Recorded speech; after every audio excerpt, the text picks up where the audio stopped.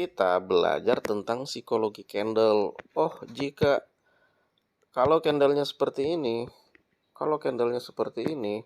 nah candle hijau ini sumbu bawah nggak ada sumbu atas. Ini hitungannya apa? Psikologinya mau naik atau enggak? Mau turun? Nah, jika psikologi bentuk candlesticknya seperti ini, body lebih panjang dari sumbu. Ini psikologinya mau naik atau mau turun? Jadi kita harus hafal. Jadi dojinya itu psikologinya seperti apa?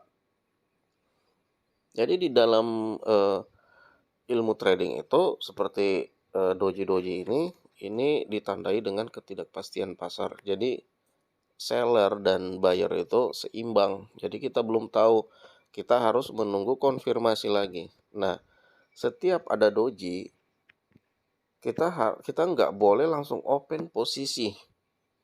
Kalau untuk psikologi umumnya ya, kita nggak boleh open posisi jika ada doji.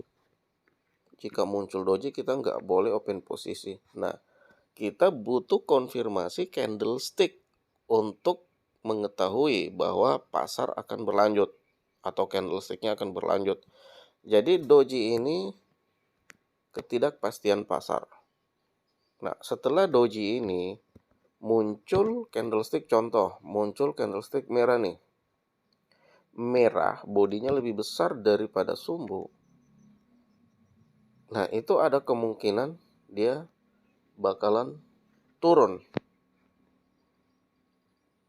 Karena dari ketidakpastian pasar si doji, terus muncul seller body merah yang kuat. Kenapa dikatakan kuat? Karena body merahnya lebih panjang, volumenya lebih besar daripada volume sumbunya. Jadi ada kemungkinan dia bakalan turun. Nah, kembali lagi, karena nggak ada teknik yang 100%, makanya saya menggunakan kompensasi. Jadi, jika saya kadang menemukan seperti ini, doji,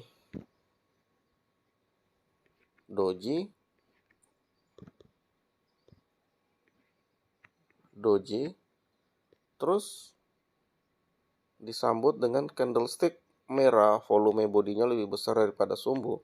Nah, ini saya jadikan acuan untuk saya open posisi bawah. Nah, seperti itu. Nah, bagaimana jika dia analisanya itu mendekati 100% bahwa di candle berikutnya bakalan turun. Nah, kita geser ke samping. Lihat di samping sini. Lihat di samping seperti gini, candlesticknya ada nggak di situ supportnya?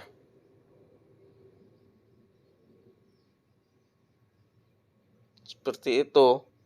Jika supportnya ditembus, di break oleh body, itu bakalan turun.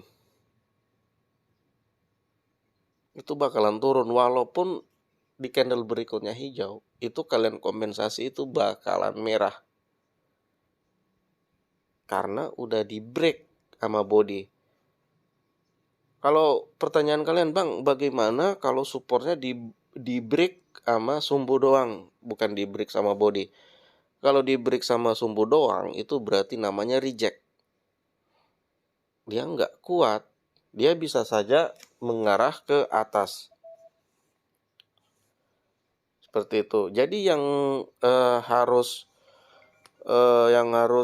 ngebreak itu bodinya, bukan sumbunya. Kalau di support ataupun resisten. Jadi seperti itu. Jadi kalian cari aja momen yang seperti ini. Ketika ada doji terus disambut dengan body candlestick kuat.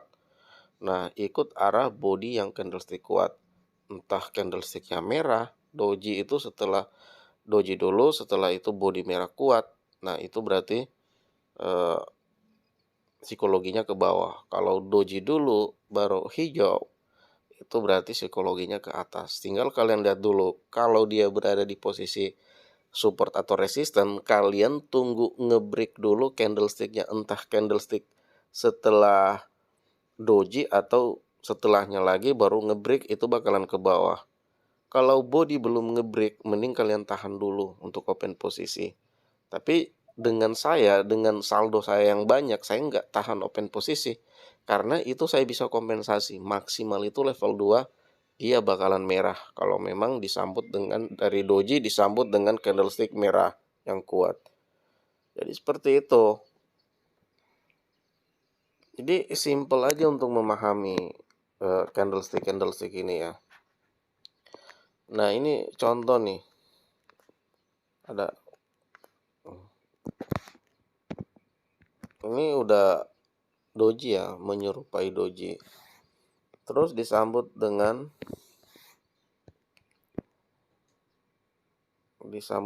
candlestick hijau. Kalian perhatikan ini doji ya. Ini disambut dengan candlestick hijau. Candlestick hijau ini terbilang kuat.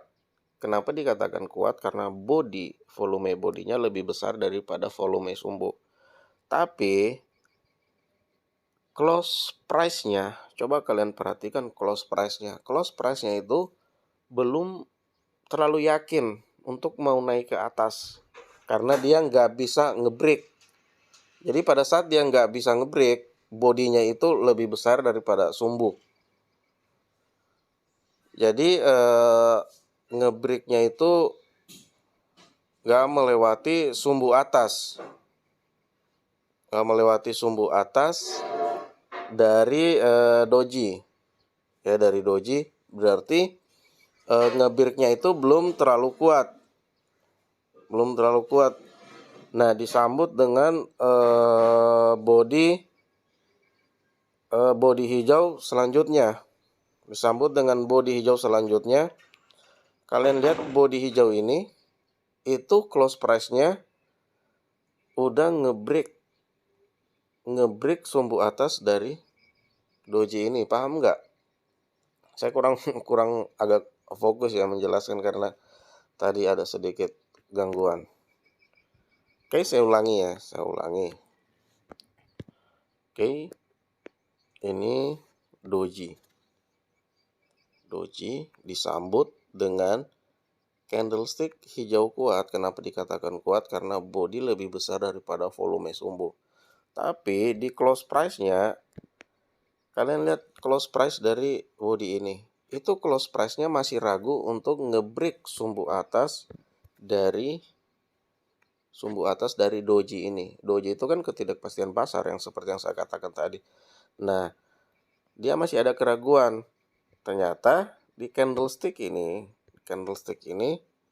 nah setelah candlestick ini, itu close price-nya udah di atas banget dari sumbu doji atas ini. Dia bodinya udah close-nya itu di atas sumbu doji ini. Berarti kita akan open posisi buy. Nah, di saat itu kita open posisi buy di sini. Di sini muncul sell. Nah, otomatis di sini kita loss. Dan kita bisa kompensasi level 1 di sini kita profit. Seperti itu karena nggak ada teknik yang 100%. Itu teknik 100% itu kita kompensasi. Pasti itu ininya bakalan masuk. Ya. Jadi nggak ada teknik 100%. Makanya kenapa saya selalu menggunakan kompensasi. Kalau arah analisa saya udah tepat, dia bakalan naik, itu kompensasi pasti masuk. Daripada kalian nunggu momen terbentuk itu lama.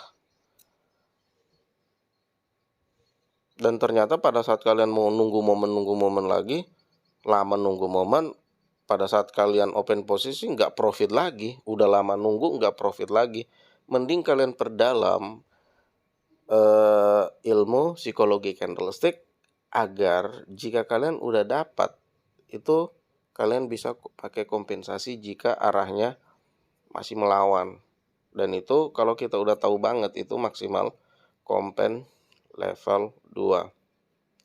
Jadi dengan modal saya itu yang naik sampai 300 itu itu modalnya dari 20 juta.